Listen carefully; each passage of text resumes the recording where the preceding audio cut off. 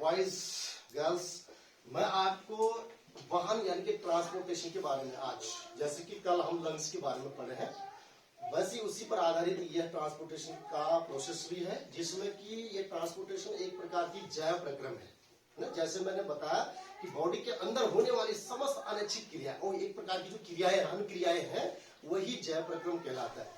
यही जैव प्रक्रम के तहत जो ट्रांसपोर्टेशन प्रोसेस है, इसमें हम जानते हैं कि यह भी एक जैव प्रक्रम है और इसमें जो भी भोजन या भोजन के अलावा अन्य पदार्थ, इनका हमारे शरीर में एक छोर से अवशोषण और संश्लेषण होता है और दूसरे छोर तक पहुंचता है, जिसके लिए कि महत्वपूर्ण चीजें हमारे पास जो है बॉडी में ब्लड और लिम्फ अर्थात लसिका पाई जाती है। ठीक है, इसके अलावा यह जो प्रोसेस कंटिन्यूटी जो बनी हुई है बॉडी के अंदर सर्कुलेशन की, जो सिस्टम तैयार होता है, ये सिस्टम को बोलते हैं सर्कुलेटरी सिस्टम, परिसंचरण तंत्र। इस परिसंचरण तंत्र के अंतर्गत जो भोजन है, ऑक्सीजन है या विभिन्न प्रकार के जो हमारे एंडोक्राइन ग्लैंड्स हैं, यह उत्तरदायी है।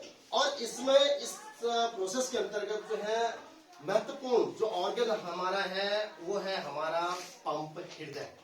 अर्थात हृदय के बारे में इस प्रकार से, जैसे कि मैं इस फिगर में आपको दिखा रहा हूं, ये संरचना के आधार पे हृदय के 4 चैम्बर होते हैं, जैसे कि दायां आलिंद, बायां आलिंद, दायां निलय, बायां निलय। सबसे पहले जो अशुद्ध ब्लड, जो हमारी बॉडी में इम्प्योर ब्लड होता है, वो महाशिराओं द्वारा यानी कि बॉडी के महाशिरा के द्वारा जो है यहाँ पर अर्थात दायां आलिंद में आता है। और दायां आलिंद में शरीर के ऑर्गन्स द्वारा, दायां आलिंद जिसमें कि मैंने आपको उच्च वेनक के निम्न वेनक के 2 चीजें दिखा रखी है, इनके माध्यम से दायां आलिंद में आएगा। दायां आलिंद से ट्राइकोस्पिड वाल्व द्वारा ये खुलता है, जिसकी स्पीड 0.08 सेकंड होती है। इस स्पीड से ट्राइकोस्पिड वाल्व द्वारा ये दायां निलय में पहुंचता है। दायां निलय में पहुंचते ही ये एकदम क्लोज हो जाता है, बंद हो जाता है, और ताकि जो है दायां निलय का ब्लड जो है दायां आलिंद में ना जा सके। इस कंडीशन में ये क्लोज होकर के तुरंत जो दायां निलय में पहुंचा हुआ इम्प्योर ब्लड, अशुद्ध ब्लड, वो फुफ्फुस धमनी द्वारा जो है, जिसका संबंध जो है यहाँ पर जैसे दिख रहा है, ये फेफड़े में होता है। और फेफड़े में जैसे मैंने लंग्स में बताया कि ब्लड का क्या होता है, शुद्धिकरण होता है, प्यूरिफिकेशन। और वही शुद्धिकृत ब्लड जो है यहाँ इस प्रकार से जो है फुफ्फुस शिरा द्वारा, एक ऐसी शिरा है फुफ्फुस शिरा जो हृदय से अटैच, लंग से हृदय तक अटैच होती है, जो कि प्योर ब्लड लेके आती है। मोस्टली जितने भी शिराएं होती है वो अशुद्ध रक्त ही लेकर के आती हैं। तो यहाँ पर जो है फुफ्फुस शिरा द्वारा जो ब्लड, शुद्ध ब्लड लंग्स से बायां आलिंद में आता है, और बायां आलिंद में डाइकोस्पिड वाल्व, जैसे कि मैंने यहाँ V1 कंडीशन पे दिखाया हूँ, इसी प्रकार से यहाँ पर इसमें संरचना में दिखा रखा हूँ डाइकोस्पिड वाल्व, ये 2 छिद्र वाला। अर्थात इस प्रकार से बायां आलिंद से ब्लड बायां निलय में आता है और तुरंत 0.08 सेकंड के बाद जैसे ये ब्लड यहाँ से यहाँ को आएगा, यानी कि बायां आलिंद से बायां निलय में, वैसे ही ये यहाँ पर क्या हो जाएगा, वाल्व क्लोज हो जाएगा, ताकि जो है बाएं निलय में आया रक्त पुनः वापस बायां आलिंद में न जा सके।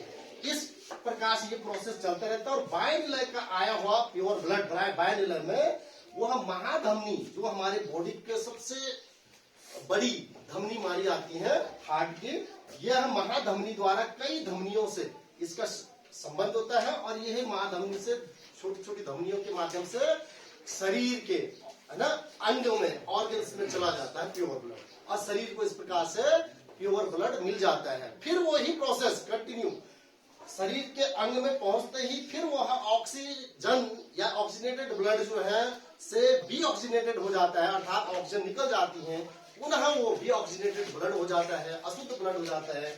और फिर यही प्रोसेस फिर पुनः लंग्स में उसका प्यूरिफिकेशन होता है, और लंग्स के माध्यम से जो फर्स्ट स्टेप लंग्स माना जाता है, शुद्ध ब्लड फिर पुनः बाएं आलिंद में आएगा।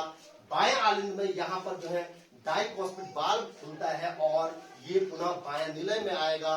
बाएं निलय का संबंध फिर इस प्रकार से ये महाधमनी द्वारा शरीर के अंग में, शरीर के अंग से फिर पुनः डीऑक्सीनेटेड ब्लड है ना। इस प्रकार से दाएं आलिंद में, दाएं आलिंद से फिर पुनः ये ब्लड जो है महाशिरा अर्थात ये फुफ्फुस धमनी द्वारा जो है लंग्स में जाता है।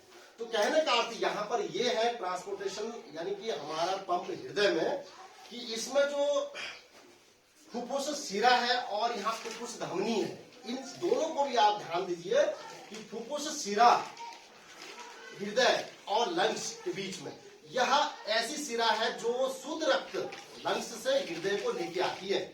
एक ही शिरा है केवल फुफ्फुस शिरा, और फुफ्फुस धमनी एक ही धमनी, ऐसी धमनी है जो अशुद्ध रक्त लेके जाती है फेफड़े को। वरना मोस्टली सारी क्या है, धमनियां शुद्ध रक्त ही लाती हैं, धमनियां शुद्ध रक्त ही लाती हैं अन्य ऑर्गन्स, अन्य पार्ट्स में।